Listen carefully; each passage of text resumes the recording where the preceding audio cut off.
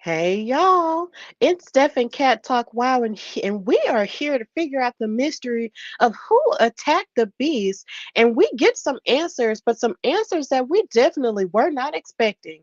Again, this is Steph and Cat Talk Wow. Yeah, yeah.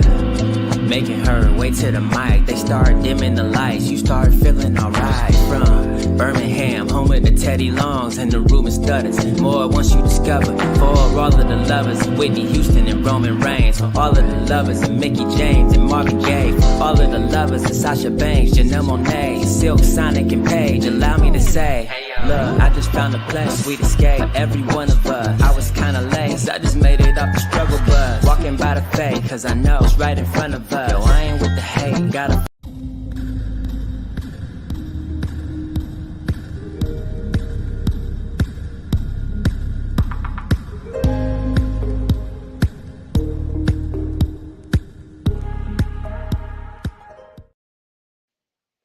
Hey y'all, welcome to a new episode of Steph and Cat Talk Wow, brought to you by the Hardy Wrestling Podcast and In Cat We Trust. Of course, I'm your girl Stephanie Hardy, host and creator of HWP, HWP Extra, and co-creator of this fabulous show, and contributing writer for Daily DDT, and color commentator featured on various promotions. But of course, I'm not alone. This week, I actually have my tag team partner back because I missed her so much. She's the creator of In Cat We Trust, co-creator of this fabulous show, writer for Daily DDT, and acclaimed author and a super mom and backstage correspondent for various wrestling promotions in New York and New Jersey. She is Katrina Blake. How are you, Kat? Hey, glad to be back. Sorry, guys. Life has been crazy. But glad to be here. Thanks for the lovely intro, as always. Yes, and because all of this stuff has been happening, sometimes the show has to go through changes. But of course, if you're not adapting to change, then what exactly are you doing in life? But that I hope you guys enjoyed the double episode that I was able to host on my own. If you see any more clips of me sharing that, then please, share it, retweet it, and all the things. And just continue to support the show as we go forward and move forward. It's not necessarily our intention to have so many double episodes, but sometimes life requires us to do so. So that's what we do. But this week, it's just a single episode where we're talking about the last episode of WoW before we get to the new one this week. So, Katrina, how are you feeling about the last few episodes and then this one before we get fully into it? I thought that it's been nice. We've gotten quite a few new debuts, which I thought is pretty awesome. Some more Black Girl Magic, which makes me happy to see some fabulous women in general debuting, but obviously extra kudos to the Black release. But I've liked what we've gotten. I like again the new debuts. I'm liking the new kind of matchups. It's been a fun few episodes. Yeah, it has been a fun few episodes, and I love the debuts that the new WoW superheroes that we are seeing. But I also feel that from a storyline perspective, there is a lot going on in which we're seeing a lot of the changes that have taken place in the WoW personnel that we're going to get into as they try to figure out the mystery of who attacked the beast, which is the name of this episode. And I found it so funny that, and almost full circle, that just last year we were sort of asking the same question of who attacked, or at least 2 years ago, we were asking who attacked the beast, and now it's another mystery that we have to find out here again, just in a different form. So, of course, this episode aired last weekend, which was October 26th and 27th. And of course, if you have any comments or any feelings about this past episode of WoW, chime in the chat. And thank you all so much for watching on all of our platforms live. And just know that you can watch it later after we air on tonight. So, this episode started with Jessie Jones coming out and demanding that David McLane hand her the money in exchange for information on who attacked the beast. And I'll get to what she said to us on social media in a little bit. But she also mentioned to David McLane that he needed to replace the bourbon that was stolen from her. And she showed him a video on her phone of the attacker being Vicky Lynn McCoy, formerly of the Fab Four, And because of her hand in the attack, David McLane would fire her from WoW Superheroes, which is very surprising to say the least. And when it comes to that, and then backstage, they showed the Fab Four reacting to it, and they did not like it one bit. Later on in the episode, we will find out that Vicky Lynn McCoy was on vacation with a new boy toy, but now, of course, she's been let go from WoW, and of course, this is like their way of writing her out of WoW in a sense, because she was one of the people who did wind up parting ways with WoW in the midst of everything that happened earlier this year, with other people exiting WoW. So this was just a really interesting way of tying her and another superhero into the story of who attacked the beast, when it looked like it was Jessie Jones in cahoots with Abilene Maverick. Um, so yeah, this was a very interesting development to say the least. So Katrina, how did you feel about finding out about Vicky Lynn McCoy's hand in the attack on the beast? I mean, like to some extent, it made some sense with regards to her being part of the Fab Four, but in the other sense, I was like, well,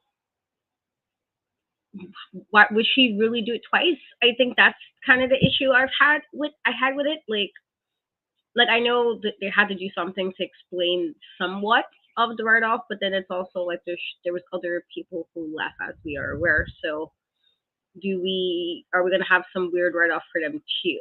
I would have preferred, honestly. It's just that you know how like sometimes certain other characters we just didn't see anymore, and that was it. And it wasn't necessarily anything storyline wise. It's just like their time has come to an end. I would have rather that than this, only because she's already done this, and it would make no sense, at least from a writing aspect.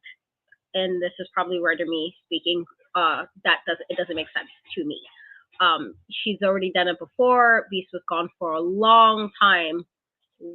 You like, and the fact that Beast went after her, with the vengeance of a thousand suns, when she realized, to have it be like knowing that you do it again and then the response is like you get fired, which I guess from a higher end standpoint it makes sense, but then the standpoint is why would you do it twice to the same person? like that, just to me, I'm just like, there's no other way to make this work. I don't know, but like I said, to one point I can get it if you're, if Lana had been saying she basically wanted the titles back with her, her group. But in the other aspect, it's just like, why would you do the same exact thing? It's kind of one of those, like, you can't repeat the exact same thing and expect different results. And so I guess in that regard, I'm like, I don't know if I would necessarily say this is something that I can understand on why this is written that way, but here we are. Yeah, you know what's so funny from of course I have never written for television, so I could never speak to what was done behind the scenes in terms of her having, exited WoW and them having to write it out of the story. I've never done anything like this before, so let me just preface what I'm about to say with that.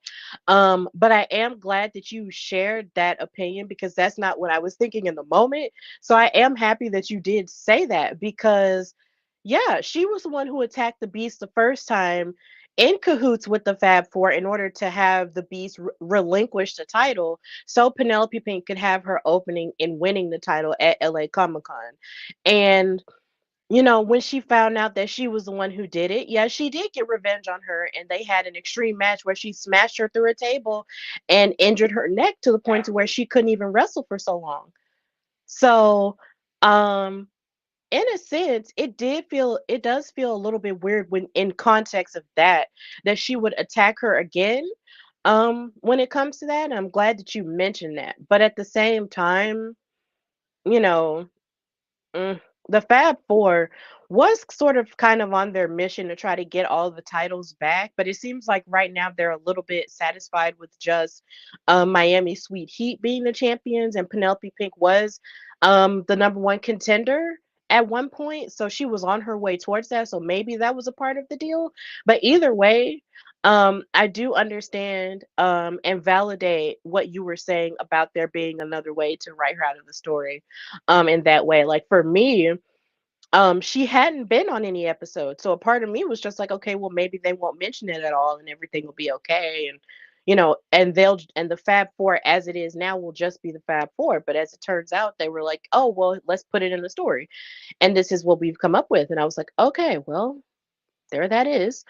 Because I was definitely one of those people who thought for sure that Jesse and Abilene did it, but it looks like Jesse really is, just pushing Abilene away, like I mentioned in the last episode, and having nothing more to do with her. And Jesse's just on her own quest to get the title from the Beast. So yeah, this was really interesting, but I do want to send my love.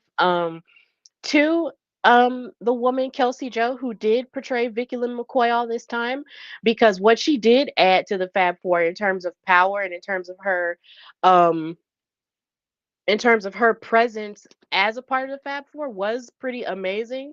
And her being from Tulsa and being a tough girl was amazing to witness over these past few years. So I do just want to say that. Um, and just hoping that she moves forward. And I just wish her the very best in her wrestling career or in anything else that she has going on in her professional or personal life. I hope she's doing okay. And I enjoyed watching her over these past few seasons with Lana, Penelope, and Lindsey and Laurie. So it really sucks to watch someone that you enjoyed and became attached to for so long sort of leave. But people have their reasons for stuff, and that's 100% valid. But I will miss seeing her. So I did just want to go on the record saying that. Kat, you have anything else you want to add? Yeah, no, I think you kind of covered most of what I wanted to say. I think I don't write for TV either. I guess I make that clear. I don't. It's just as a writer brain, as I tell people sometimes, it's like it's very hard to turn off. So sometimes I'm like, would I have done this? Probably not. But you know, I get it. It's just one of those where just me being a bit picky. Like, we could have done this a couple of ways that it didn't necessarily feel like this is like the fall guy, especially since she did leave. I think that's kind of also where I'm like, I don't know if I would have that. Like, it just feels, I don't know, but I get it. But I do hope that she is doing well. Well, all the ladies who did decide to depart for the reasons that they did are doing well because I'm all for everybody thriving, and being well. So that's basically it. Yeah, absolutely. So, moving away from that drama, which we will speak about a little bit later in the episode because it did pop up again, we go into our first match, which was a tag team match between Animal Instinct, Katarina Jinx, and Goldie Collins versus Tormenta and Princess Aussie. Now, something funny that Goldie Collins posted on her Twitter was the fact that her hairstyle in this episode kind of looked like the mayor of Whoville from The Grinch, and I thought that was really funny because her hair was kind of giving, um, sort of like a Dr. Seuss character, but it was really cute. And I just want to say shout out to Goldie Collins because every time we share clips of our show, she definitely retweets it and she just loves and she just supports any and everything that we do. So shout out to Goldie for that. And I just appreciate everything that she adds to social media, even when it comes to her just being a wrestling fan. So big ups to her. This match was really cool, and it was a great way to start this episode. The match started with Princess Aussie and Katarina trading waist locks, and then Katarina twisted and kneed Aussie's arm onto the mat. Like she sort of worked her way down and then started beating up on Princess Aussie's left arm, but then Aussie reversed it with an arm drag and then hit a snap suplex onto Katarina Jinx. And then Goldie got tagged in, but then she got rocked with the head scissors from Princess Aussie and a double hip toss once Aussie tagged in Tormenta. One thing that was on display here is the better chemistry between Princess Aussie and Tormenta here, even though Animal Instinct have their animalistic vibes with each other. Tormenta and Princess Aussie definitely fought tooth and nail for this victory that they had.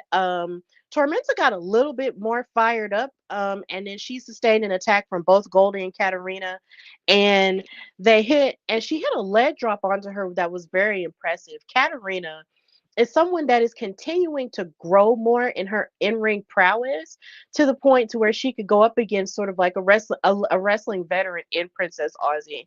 And she was doing a heck of a job. Goldie and her worked well together by hitting the Call of the Wild onto Tormenta.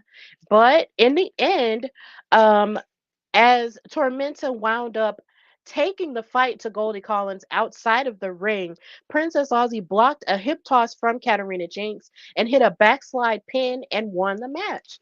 So Princess Aussie and Tormenta wound up winning this match. It was a hard fought victory, but it was still really amazing on both teams' parts. Like I said, Katarina has shown really amazing growth, not only just by using sort of like the bottom half of her body and her flexibility, but also the top half where she's using more holds and submission work as well up there. So this was a really good match. So Kat, how do you feel about the action displayed here? I agree. I feel like I've said before, but I do, even though I did start off with Goldie not particularly liking her way of a little bit of the ego. I'm like, let's tune that down a tad. I definitely do think with the more I see her, that I think that she's really truly improved in the ring as far as what she's kind of capable, and having again a cat person, the dog person, or having two basically different people essentially basically becoming a tag team but also doing well as a tag team, and I think her and Katarina does so well as a team. And so it's really nice anytime I get to see them kind of tag, because I'm like, are we going to see some future tag champs in the future? I feel like I can definitely see that with the two of them. With that being said, I'm not sure exactly what with the Princess Aussie Tormenta tag, like if this is going to be a definite thing or if this is just for like an occasional, uh, you know, occasional type of situation. But I do think they also do wrestle well together, and so I thought this was a really fun match. I thought Fordham, definitely gave a lot for an opening match, and I'm not saying not to, but I mean as far as when you're kind of starting off the show and you're like, oh, okay, there's a lot of action happening. It's that kind of like I enjoyed it, and so I thought it was very well done. I was very happy, obviously, with the choice as far as who won the match. But again, big kudos to Katarina and Goldie, because, like I said, they have definitely.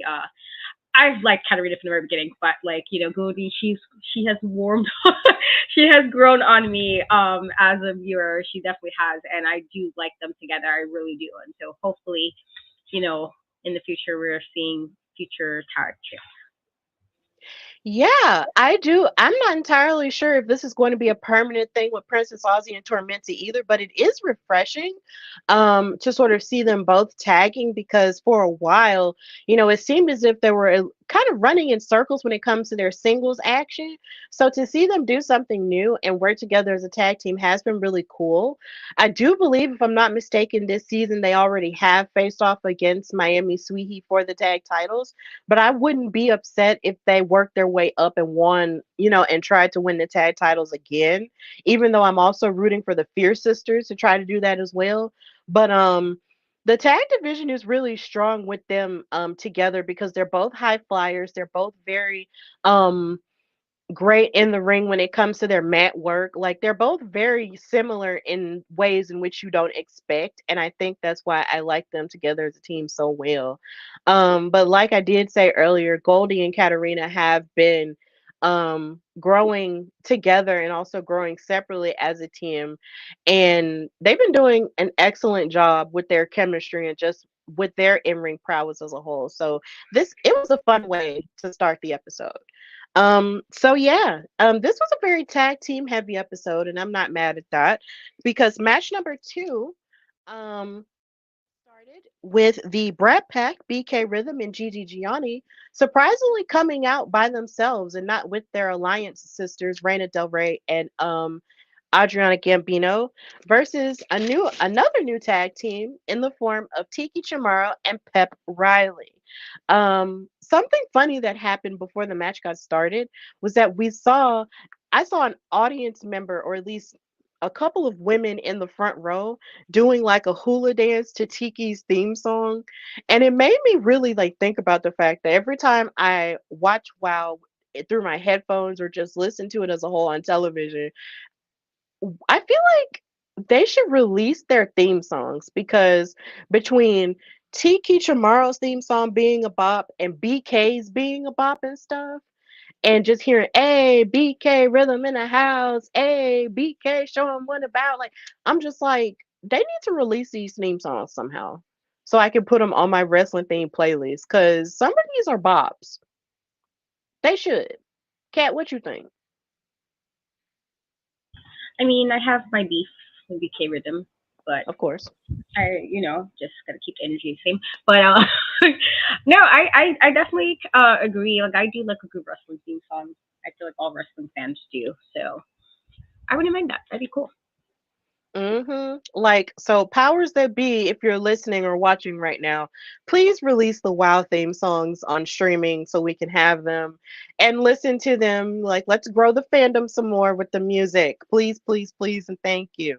And speaking of music, we've reached the point of the show that Katrina cannot stand, like she mentioned, which is BK's bars. We haven't gotten well, we did get a bar from BK in the last episode where she was rapping to Reina Del Rey, but not like in the ring. So this is the first one we've gotten in the ring in a minute. So she said to Tiki and Pep Riley, "I'm sorry to hear your friends left you in the dust, but us, we're surrounded by people we trust. And I know you two want to try out for the crew, but Pipsqueak and Coconut Head, we're just better than you." So yeah, she gave a diss bar towards Pep Riley and Tiki Chamorro because their friends have left them behind. Pep is on her own, the lone member of Team Spirit outside of course, Coach Campanella, who left her behind to start top tier with Crush and Gloria Glitter. And Tiki Chamorro doesn't really have any sisters at this point either, with the departure of the Tonga twins as well. So they're having to sort of meld together into a brand new tag team. But BK putting it in a song was just very harmful and hurtful, but she just has to give us flavor in our ears or whatever. But it was very sad. But just to get into the match, Tiki and Gigi started it off. Tiki got the upper hand at the beginning of the match and tagged Pep, who gave a drop kick towards Gigi Gianni, and then a side headlock to Gigi as well. But then Gigi reversed it into a leg lock to Pep's neck and was trying to choke her out a bit. But then Pep went for a jackknife pin, which was broken up with a 2 count. Then Gigi and BK took advantage of Pep with a mic drop and a chokehold. And for a second, it low-key looked like they were going to have Pep Riley in sort of like a basket toss, like they do in cheerleading. But of course, they dropped her into the mat because they're mean like that. And then Pep elbowed out of the chokehold and wound up giving a Casadora Bulldog to BK. And then Tiki wound up hitting a double headbutt and a tackle once she was tagged back into the match. But then she got tossed out of the ring by Gigi, and the Brat Pack caught Pep and hit a twisting cutter in order to win the match. So the Brat Pack have definitely been on fire since they've joined the Alliance. They've been winning more of their matches. But of course, this time the Alliance girls didn't come out with them. So they just had the upper hand, and they've been a tag team longer than Tiki and Pep here. So they wound up getting the upper hand and winning the match here. So, Katrina, how did you feel about this tag team match? It was good. I like that we're kind of seeing, Pep. She seems like a sweet gal and all, but I feel like ever since everything that's been going on originally with Coach Campanelli and kind of figuring out where she was, because basically where she came for kind of dismantled in front of her. And I kind of felt like to an extent, her and is it Sasha Sparks? Is that her name? I feel like I'm hoping. Is that Yes, it's Sasha Sparks. Yes. okay? I feel like it kind of just kind of fell apart, around them while Coach and Ariel was dealing with the beef because obviously this kind of extended a little bit past before them. And so, I felt like Pep had matches, but those matches were ones where she was either really just bullied to an extent, or where she didn't necessarily get like they're like, oh man, like you want her to you want her to win, but you like okay, like you caught it. Like I would be surprised one of those kind of things. And so it was really nice to kind of see. I thought she had a lot more energy in this match. Like she seemed like she might have been just a step ahead than previous matches, which I did enjoy. And I thought even though they were the newer team, I thought they worked well considering. I feel like also, which is also semi unfortunate with Tiki because she started really being comfortable in what she can do in the ring. I've said this from the first time we've seen her to now. I think she's grown tremendously, and so to kind of get that, and then now it's like again, we know that there were reasons, but it's like oh man, because in a way it throws off kind of what we were seeing being built, even with they kind of semi reconciling, where I felt like there was kind of weird energy, and then they reconciled to be, I guess, back on the same page for it to be done, basically, and kind of having to figure out where to put her. And so it was nice, and I liked that in that regard. But I was not surprised, even with BK's raggedy bars that she liked to give unprovoked. Um, I was not surprised that her and Gigi won just because they have been the longer team, and I'm usually a firm believer that I would hope the team that's been tagging together, which means they're more better or more sure of what the other person may do or what the moves together would do. I'm usually more like you should win this. I would be very surprised if you did. And so I thought the right person won in that regard. But it was really nice to see Pep. I'm like, all right, girly, I see it. I see it. Like it was nice to kind of see that because I was not sure where they would go. Poor Pep. I didn't know where they were going with her. Poor girl. After everything that happened with the new spirit, team spirit. Yeah, it's just a lot that feeds into it. But the thing that I do appreciate about Pep and Tiki is just the idea that they're able to be resilient and go on. In the midst of everything that has happened with all of their teams and sisters and whatnot, they're still able to press on and even try something new that's even new to them. And something that Tiki and Pep have in common outside of their athleticism is just their ability to just be really happy and very positive. And I think that's really what they have to offer as a tag team, and it's really great to see that manifest itself on television now with them as a tag team. But the Brat Pack, they've been Brat packing for a while, and they have like this new energy underneath them now that they've joined the alliance with Adriana Gambino and Reina Del Rey. So, with that in mind, of course, with their dirty tactics, they were able to get the upper hand on them.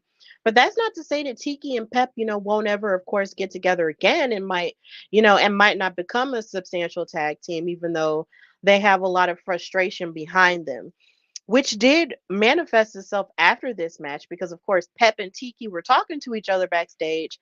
And Pep was like, "Look, I'll just see you later. We'll just try again." But this is the second time we've seen her be in action with a person and lose. And she was very frustrated by this. And so she took off her spirit bow and out of her head and slammed it on the ground. And she was just really frustrated with where she's at and wow. But then we see a certain chainsaw and Angelica Dante walked by her, and Chainsaw saw her bow on the ground and picked it up and gave it to her. And that was so surprising because in the entire history of WoW, with Chainsaw being on the show, we've never seen her show this level of kindness before. Usually she's just all, I'm a monster, rah, I'm going to hurt you. But she's been really nice to Pep. And I just wonder, what does this mean? Are we going to see another side of Chainsaw, where she's more compassionate or a less monstrous part of her? Because, in watching older episodes of WoW, we have seen characters go through changes before. So if this is the case, then I'm here for it. But it was definitely unexpected. So, Kat, how do you feel about her reaching out to Pep to sort of encourage her a little? I liked it. You know, it's it's one of those like I want to say like being a girl's girl. I don't know if that's the way I want to say it, but I do think I do like when you have somebody who can kind of just on the on the point of just like, well, you need a little bit extra today, and that's fine. And so she gave a little bit extra. I think sometimes, and we all like have stuff that we go through, or whatever. Things might be just a little more tougher than normal. I feel like the year's been insane, so I get it. Of like just needing a little extra push, and I think that was her way of giving her a little bit of a boost, a little bit of extra push. Just kind of just I don't want to say helping hand necessarily, more so just a little boost, like a little bit of extra. Like you needed it and it was given. And I think that was very sweet, honestly. And those are usually the vibes I be on. And so I appreciated that truly.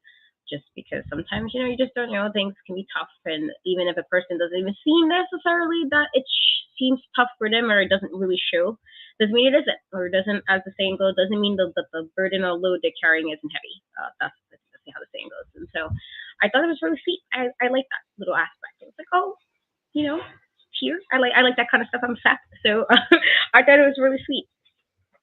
It was really sweet. I was just like, man, Pep really does need that because, like we were just talking about, like in the midst of everything and the destruction of Team Spirit, she's sort of figuring out how to swim in these waters on her own. So it was really nice and very unexpected. So maybe we're about to see a nice chainsaw. We don't you just never know. And wow, anything can happen. So after that, this feeds into the next match, which was Chainsaw, of course, coming out with Angelica Dante, versus the new WoW, a new WoW superhero in Brittany Bay. And we found out a little bit more about Brittany Bay in the fact that she is from Santa Monica, California. That's a part of California I've never visited, but I have heard it's beautiful. And we found out that she likes to surf and play volleyball, or at least that she picked up surfing while, a few years ago. But she likes to play volleyball on the beach. So that was just really cool to learn about her. And she did have a good showing in her debut match a few weeks back, even though she wound up losing. It was still a really good showing for her. But here again, this is another situation where um it's a bit one-sided because you're going up against a scary monster like Chainsaw.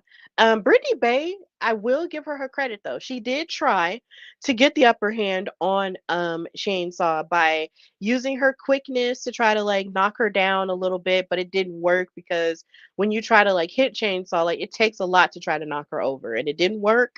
Chainsaw wound up picking up Brittany Bay and torturing her on the top turnbuckle, slapping her in her abs, and then choking her out with her own arm, which I thought was pretty sick because it's one thing to choke somebody with your own arms, but to choke somebody else with your arm, like, excuse me, are you serious? Are you serious? I beg your pardon. What? Um, then Brittany actually went for a crossbody one time, but then she wound up catching her and hanging her upside down, as you can see in this picture. And Chainsaw was clawing Brittany Bay's stomach, and then she ripped off one of Brittany's eyelashes, which I imagine has to be very demoralizing. I don't wear eyelashes, but just seeing, how intricate it is to try to put them on, like I could only imagine how much it might hurt to just take it and just yank it off the way that she did. I was just like, "Oh my god, girl, why?" Um and Brittany here again tried to fight back with a couple of blows and a crossbody splash. And she did knock Chainsaw down, but it wasn't for long. And Chainsaw got up and gave her a choke slam for a 1, 2, 3. So it wasn't completely one sided, but it still kind of was one-sided. So, yeah, shout out to Brittany Bay for biting off a really big chunk of meat in her second WoW match, but it was just to no avail, and she wound up losing to Chainsaw. So, Katrina, how did you feel about this match, and how do you feel about Brittany Bay? Because we haven't really had a chance to discuss her together. So, how do you feel about her debut, and how do you feel about her going up against Chainsaw on this past episode? I think I like Brittany Bay. I again, pretty black girly. I'm like, oh yes, for the girls. Wait, Um, stop. She's black? she's not. I don't know. I thought she was. Oh my I reaction. don't My bad. know. If she's not, apologies. But I thought she was. I really did. Like when I saw her, she gave I me didn't black. know. I I, don't know. I don't know. I've just been watching her and just taking her as she is. If she is a sister, then that's great. If she isn't, that's fine too. But I just didn't know. So I thought you were telling me that she was, and I was just like, wait, she is, and I just okay. This is very funny. Um, I don't no, I know. mean, I don't. my God, I'm so sorry, Brittany, if you see this. Truly, I saw like skin tone, and I automatically was like, ooh, sister. It's very Look, possible I'm about that to you're look it very up. wrong. It's I'm quite gonna possible. figure it out. Ooh, We're gonna yeah, but figure this out now. Just keep talking about the match. Just keep talking about the match. We're gonna figure yeah, this out. yeah, no, she's very pretty. I'm like liking what I'm seeing. But yeah, I thought, she was, but maybe she's like biracial or something. I don't know. It's very possible she's biracial. Um, but yeah, no, I liked the energy. I thought, she's I'm liking what I'm seeing so far from her. I'm interested to see where she does going forward. With this match, however, I definitely like she got some, if you want to say some, in, but it's also Chainsaw. I feel like you know what I mean. I feel like Chainsaw is the one of the girlies on WoW that you have to really do a lot to put down. You have to do a lot. And if you don't have size to help you out in this manner, she's probably going to toss you around like nothing. And I think that's kind of what was going on. She was tossing Brittany like just all over the place. It was insane in that regard. And so I thought for what it was, like she could only do so much. But I still thought, she tried. But Chainsaw is very dominant in any type of situations. I feel like this is one thing we always known about Chainsaw. If you put her in a match with somebody who's a bit smaller than her, she's probably gonna dominate. Um, and she did. But I like what I'm seeing from Brittany so far. She might be biracial, and that might have just been on me for just seeing like the brown skin and thinking, it could very well just be tan, for all I know. My bad. I'm not sure. No, this is gonna bother me now. So Brittany, you see this? Let us know because apologies. I didn't. I just literally saw like, you know, skin color, but it could literally just be like biracial or maybe not in black at all. I don't know. Yeah, Um, yeah. I'm not gonna lie. Now that I'm looking at these pictures, I do kind of see what you see. Um, but hopefully, Brittany, if you are watching this, 9 times out of 10, I will tag her WoW persona in this. So, as we're talking about her trajectory, and hopefully, we'll figure it out. And she does look like a woman of color. She does. Um, yeah, so 'cause I just found her regular page, you did? and this didn't probably help. To be fair, I'm looking at the regular page, and I'm like, I still feel like you might be. So I don't know. So we're gonna just hopefully, we'll find that information out at some point. Uh, We're gonna wait and see. We mean no disrespect, okay? But it's just we just didn't know. We don't know. But either way, Brittany Bay is really cool. She's really cool. I do like the vibe that she brings, and I just can't wait to see more of it. And I want to see her, just really like fully lock in and win a match. But of course, she is just starting. This was just her second match. Um, on WoW, so we just have to wait and see. But big ups to Brittany Bay for having the courage to take on Chainsaw and, so early in her WoW career.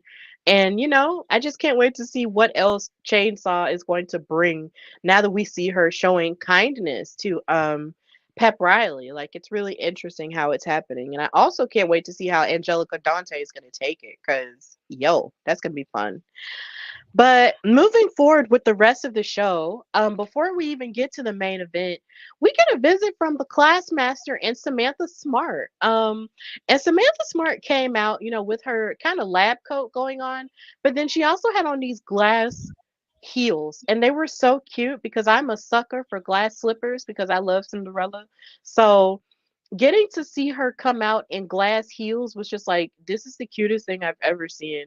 And I just did not expect someone who's like an IQ superior person to wear heels like that, but they were shining, her coat was shining, and it was just really cute. Her fashion was definitely giving, and I just love it when the girls like get upgrades on television. It's just really great.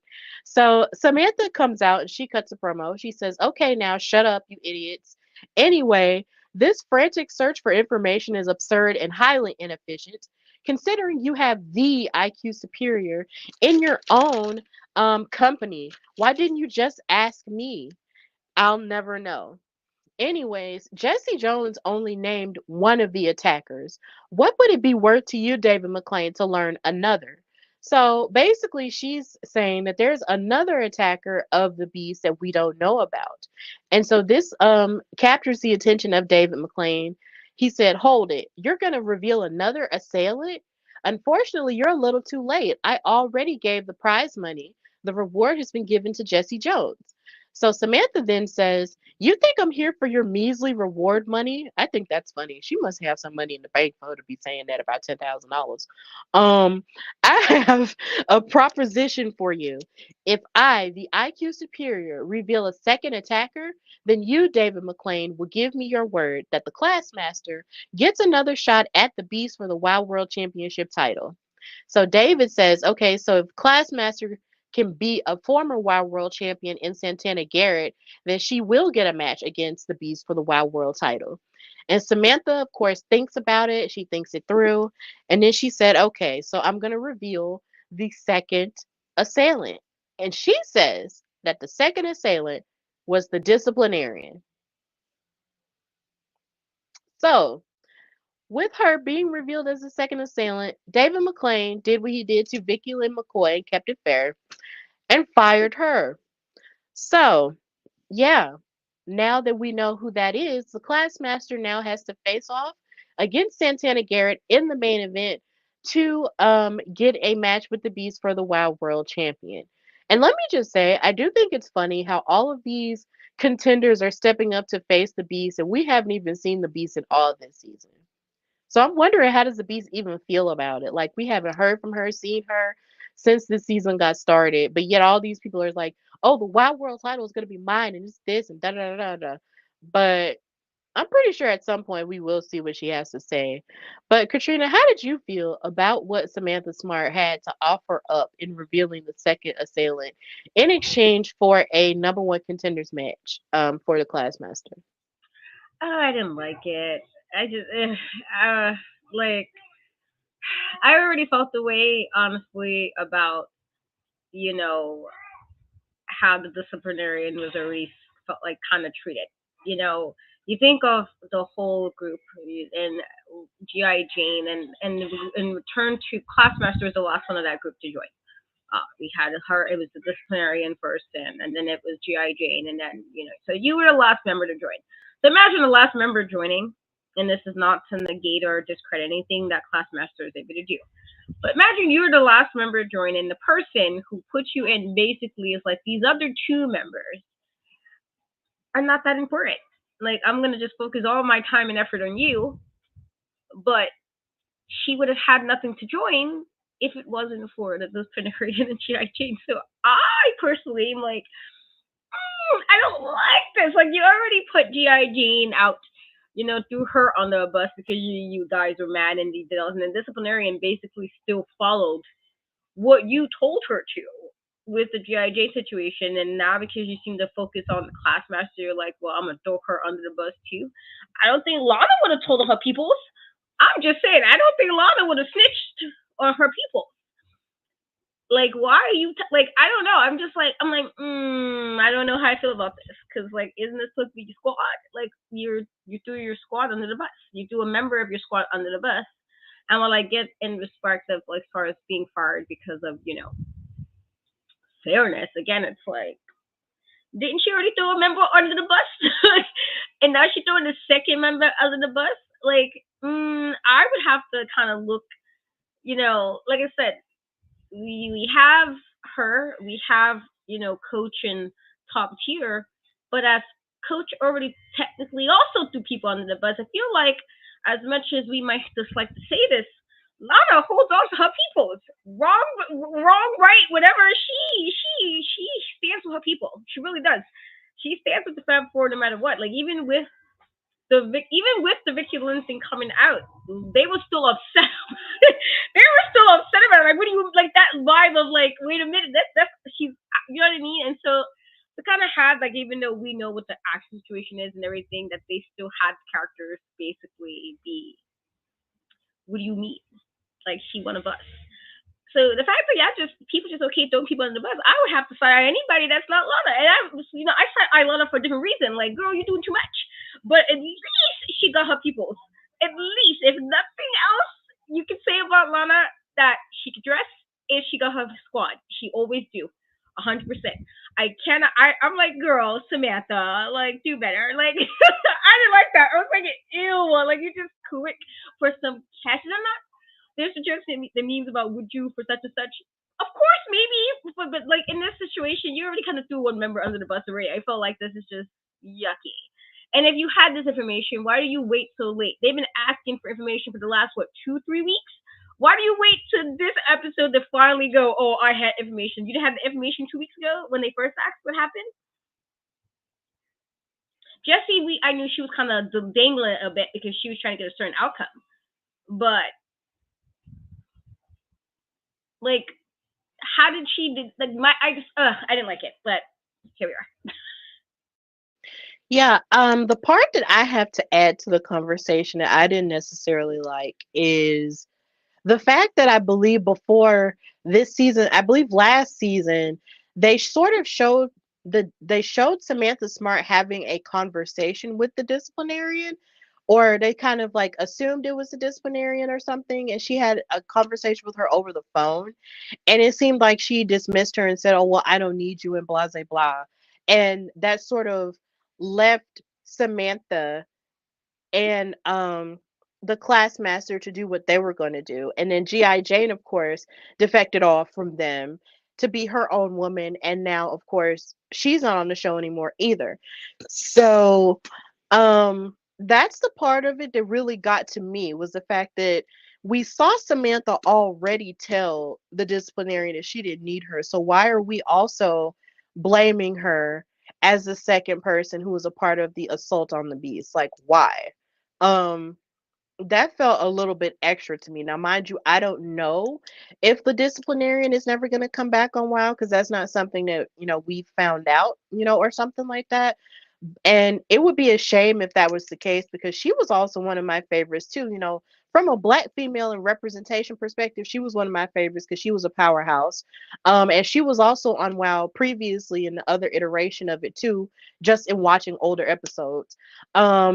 So to see her, sort of get off, be written off in that way, which just felt like double on top of her being dismissed on screen last season, just felt a bit extra to me. I didn't Here again, I've never written for television, but at the same time, it just felt a little bit extra for me, and I didn't like it either. So it's just really disheartening that that's the way that they would just get rid of her in that way. But I would also there is a serious conversation I think me and you, Kat, have to have um about all of these exits, and how it's sort of affecting me in a way, or I don't know if it's affecting you the same way, but watching this show, of course, having to go on, even though this is normal in wrestling, because wrestling is always like an ever growing thing and people are always doing different things with their career all the time. But that doesn't mean that it gets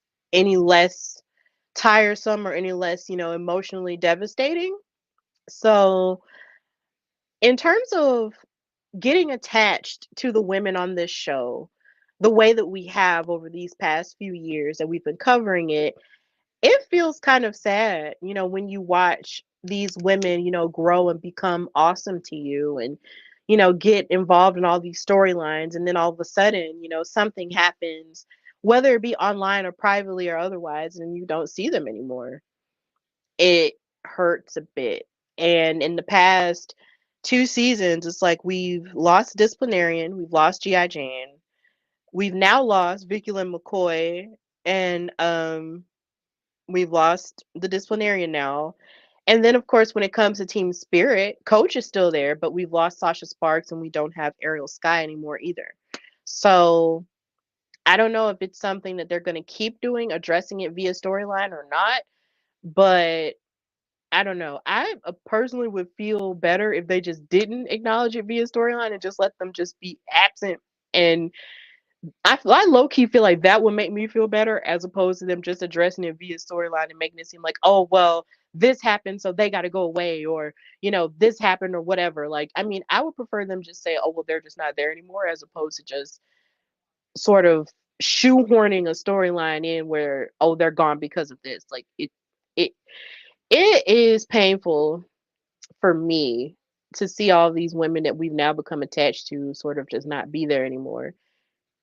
But, you know, that's just how I'm feeling about it. So, Kat, what are your feelings on it? Yeah, yeah, I think it's like as wrestling fans, we know that people leave. That's the business in that regard. I think though, because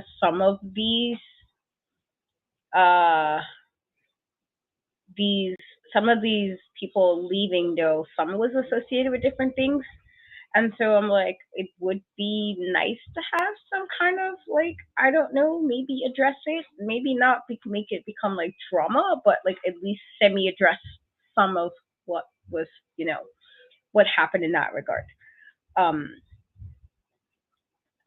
sure, could things have been misunderstood? Could things have been, of course, I feel like humans, there's always going to be either a misunderstanding or it might not, it might look one way to one person, not the other, and that's very fine. And at the end of the day, when you got a bunch of people, that's automatically, there's going to be some level of either confusion or something. That I understand, but I do think I like, because like I said earlier about Vicky, I just, it didn't, for me, make sense because she did it already, and I get that you try to excuse an absence, but there are so many other ways.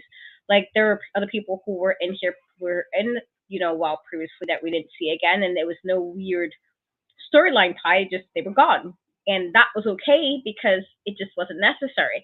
I feel like to kind of put that, and then yeah, and then to have, I would have rather them just say she went off to like do something else, and that would have made me like, okay, well it sucks, but I don't know how I feel about necessarily people taking the rap for something when technically they no longer work there. You know, I don't know how. I don't know if I feel okay with that necessarily. It's one thing when somebody gets written off for a bit, but it's a whole different thing. When a person's just gone, like they're not planning on coming back or something like that. I think that's different. And I think like I don't know how I feel about necessarily. If you think of how some wrestling fans are and some fans who cannot differentiate between what's kayfabe and not. I think that's when you have to kind of be more mindful about that. People who truly see it as this is what this is, and they put the whole everything into liking a product. And I'm not saying that's necessarily the best thing either, because I do think I have my love and hate with wrestling fans because I think sometimes they do too much. But knowing that as I guess as a promotion, and you're a smaller promotion with regard to you could probably get ahead of certain things because you're a smaller promotion. Like it's a little bit easier to be more, I guess, transparent, if that's the word I want to use. But yeah, like I said, I didn't like it. I don't, I just, and I didn't really like the whole throwing because I already thought it was weird, and I don't want to even make it like that kind of a thing or make it a race thing. But you had the two black girls in the group basically got sent. Like I didn't like that either. So I don't. Like I said, I'm not trying to make it that before anybody jump down my throat or whatever. It's not that, but you can call a spade a spade. And this is me calling it like, well, it doesn't really help if this is exactly how you got rid of one season and then you get rid of the other one, but you do it in a way where this person can't even necessarily at least have some kind of closure to the character, if that makes sense. So, but I guess we'll see as far as how this is going to play out going forward with like if more people are leaving or how this is going up. I don't know. Yeah. And and it's just like I said, I know that it's a part of wrestling as a whole, and people leave for various reasons, and that's just the name of the game, and that's just how it is. But it doesn't make the emotions that are tied to it, any less valid because when you've covered a show, and of course when you hold something near and dear to your heart the way that we do women's wrestling, and we uplift this brand, which is an all-female show, probably the only all-female show that's on television right now for wrestling, um outside of technically NXT sometimes, most of the time. Um that's a joke. But anyway, it's just, you want all these women to succeed, and I just don't want them to feel like, oh, well, there's no way that they can, not succeed anymore in this promotion or in any other one. So, I guess maybe of course we're going to be attached to these characters, and we're going to be attached to these people considering they've shown us so much love over the past few years, if because we've covered them. You're going to be attached to a degree, but at the same time, I guess we just have to be open to the idea that everybody's just not going to stay, and it's okay. And we're still going to show love to all of these women regardless of what they choose. And the thing about working for a wrestling company is if they decide they ever want to go back, I'm pretty sure that door may be open, maybe not, but you just never know. No one's ever truly done with wrestling. That's just another rule. So, yeah, we're just going to continue to send love and positivity to everyone. But yeah, and we just enjoyed all of those women. We enjoyed the disciplinarian. We enjoyed all of the women that were previously mentioned that may not necessarily be attached to WoW at this point, or may have left or whatever. But we do miss them, but it's gonna be okay because we will continue to support them otherwise outside of WoW and outside of this platform here. So moving on to lighter subjects. This weekend we have Holly Swag going up against Siren the Voodoo Doll because, of course, in the last episode, Holly Swag and her mother, Big Rig Betty, the mother truckers, took on Siren the Voodoo Doll and Chainsaw and wound up losing because Holly was out here being distracted by all the glitz and glam that Lana Starr gave her. So, yeah, she needs to refocus, and hopefully, this match will help her refocus this weekend.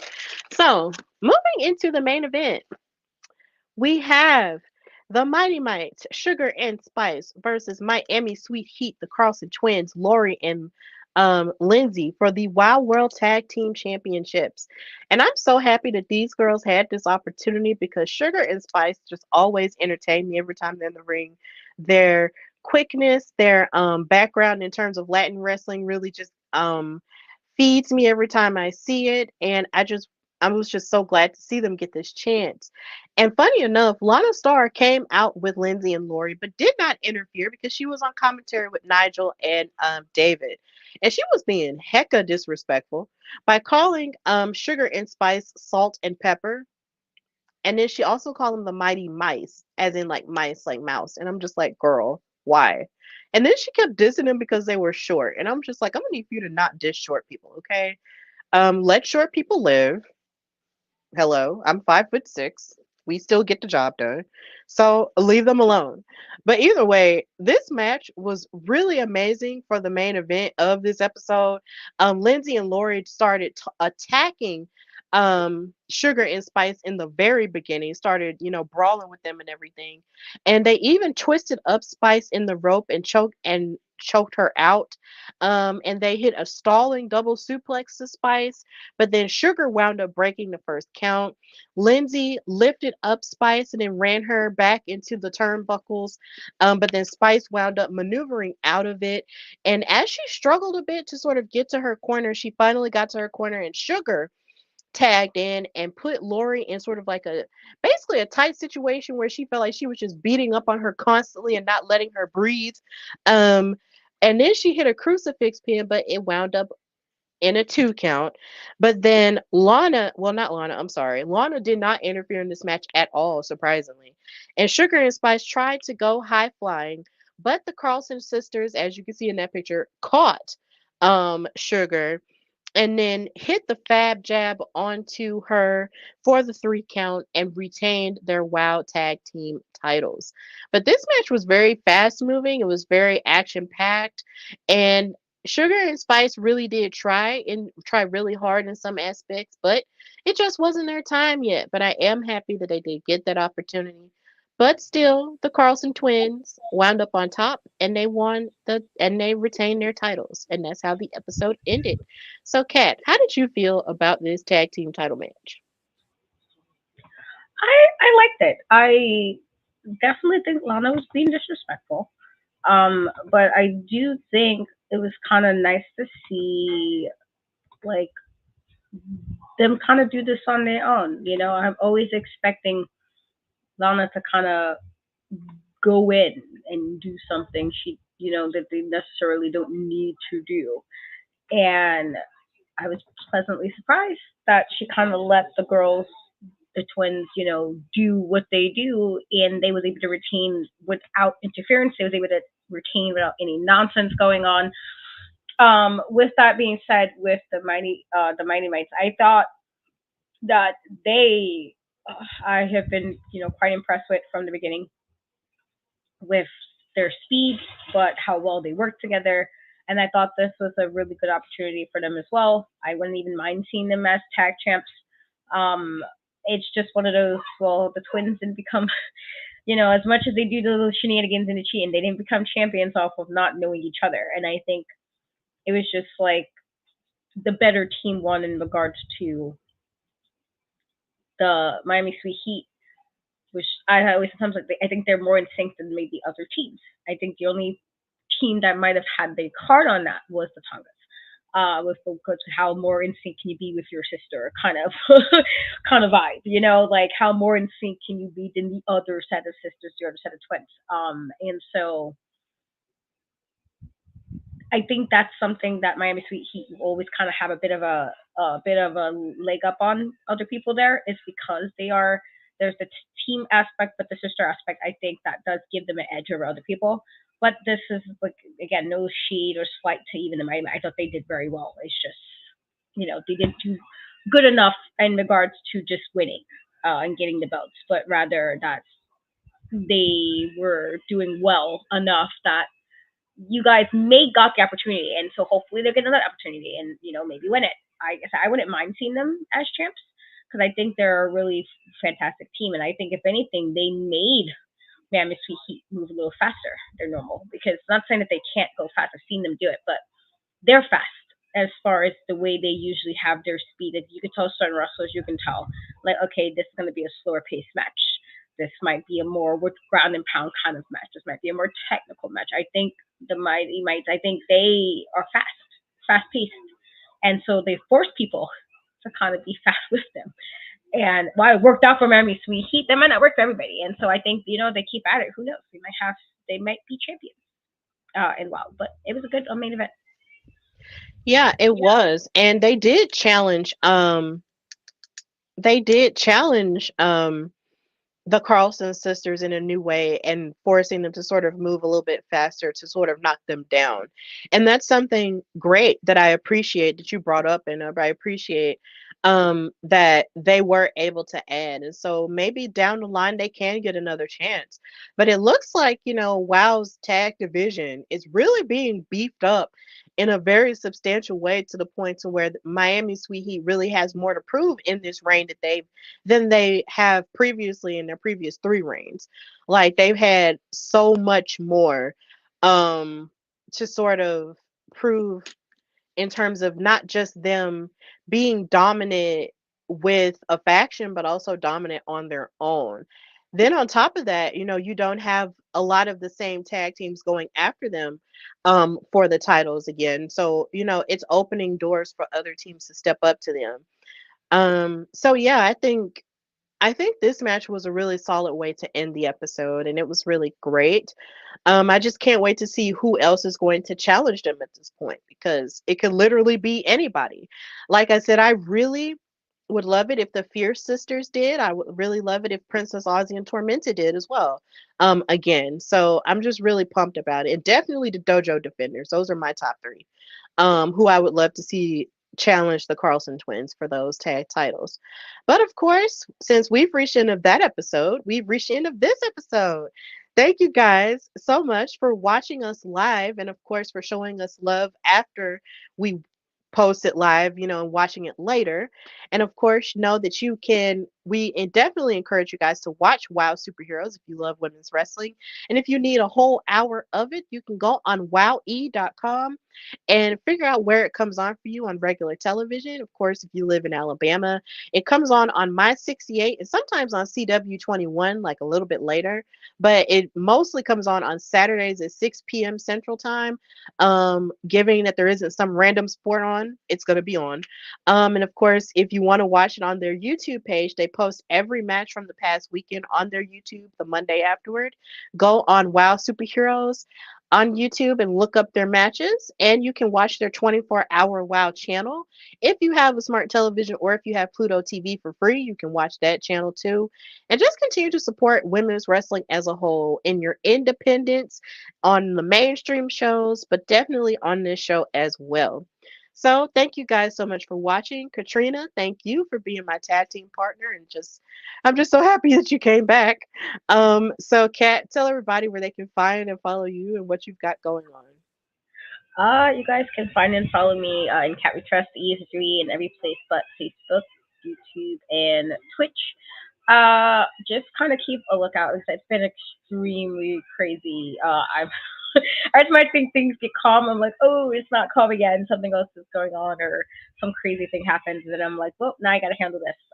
And so I do apologize for everything being so crazy on my end. And you know, we definitely did quite a few double episodes recently, and so we apologize for that as well. But just kind of just keep up on my YouTube or follow me on social media. Just kind of see I will be doing quite a few shows in November. So if you're in the New York, New Jersey area, I will be there, either on commentary or doing backstage stuff. So if you're in the area and can make it, by all means, stop by and say hi. Awesome sauce. And of course, if you want to follow me, your girl Stephanie Hardy, you can follow me at on Instagram and X at Queen Steph Hardy. Follow the Hardy Wrestling Podcast on Instagram at Hardy Wrestling Podcast and on Twitter /X at Hardy Wrestle Pod. Share my clips and everything that I post about this show and all my other shows, as well as read my articles on Daily DDT. I do have a new one coming out pretty soon, so please be on the lookout for that. And of course, we got an amazing announcement. Me and HWP will be headed to Vancouver, British Columbia for Survivor Series War Games. It's a very full circle moment because that was the first ever event I was able to go to for media last year.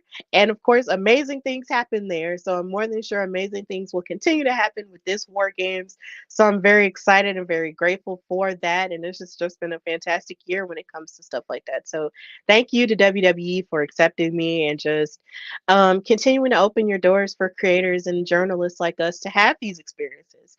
And of course, you can watch this show on the YouTube channel, which is Hardy Wrestling Podcast, and on Catch Channel as well. And just continue to support us and everything that we've got going on in wrestling. So, of course, this has been Steph and Cat Talk Wow, brought to you by HWP and In Cat We Trust. And until next time, bye, y'all. Oh, and happy Halloween. That's tomorrow, too. Happy Halloween, y'all. Bye.